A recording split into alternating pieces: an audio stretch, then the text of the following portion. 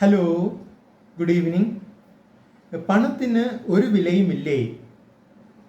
പണം ഇല്ലാത്ത ആളുകളോട് ചോദിച്ചാൽ അവർ പറയും പണത്തിൻ്റെ വില എന്താണെന്ന്. തുച്ഛമായ പണത്തിനു വേണ്ടി കത്തിക്കാളുന്ന വെയിലിൽ ചോര നീരാക്കുന്ന അന്യസംസ്ഥാന തൊഴിലാളികളോട് ചോദിച്ചാൽ അവരും പറയും പണത്തിൻ്റെ വില എന്താണെന്ന്. പലതരത്തിലുള്ള സാമൂഹ്യക്ഷേമ പെൻഷനുകൾക്ക് വേണ്ടി ദിവസങ്ങളോളം കാത്തിരിക്കുന്ന പാവപ്പെട്ടവരോട് ചോദിച്ചാൽ അവരും പറയും പണത്തിൻ്റെ വില എന്താണെന്ന്. ഇനിയും ബോധ്യമായില്ലെങ്കിൽ നമ്മുടെ സമൂഹത്തിൻ്റെ പൊതുധാരയ്ക്ക് പുറത്ത് പാർശ്വവൽക്കരിക്കപ്പെട്ട ഒരുപാട് പേരുണ്ടല്ലോ, അവരോട് ചോദിച്ചാലും പറയും പണത്തിൻ്റെ വില എന്താണെന്ന്.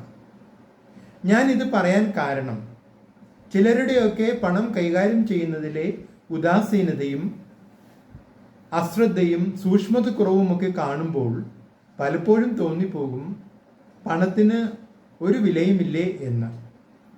ഈ കാര്യത്തിലുള്ള ഏറ്റവും ഒടുവിലത്തെ അപ്ഡേറ്റ് ഇന്നത്തെ മനോരമ പത്രത്തിലുണ്ട്.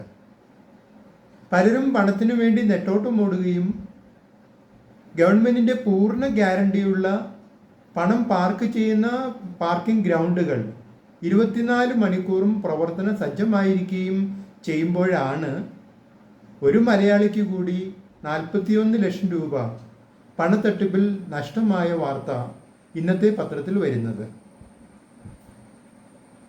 പണത്തിന് ഒരു വിലയുമില്ലേ? ഇത് ജോസ് കാച്ചപ്പള്ളി @ജോസ് കാച്ചപ്പള്ളി 1090. നിങ്ങൾ ഈ ചാനൽ ഇഷ്ടപ്പെടുകയാണെങ്കിൽ ലൈക്ക് ചെയ്യുക, സബ്സ്ക്രൈബ് ചെയ്യുക, മറ്റുള്ളവർക്ക് ശുപാർശ ചെയ്യുക.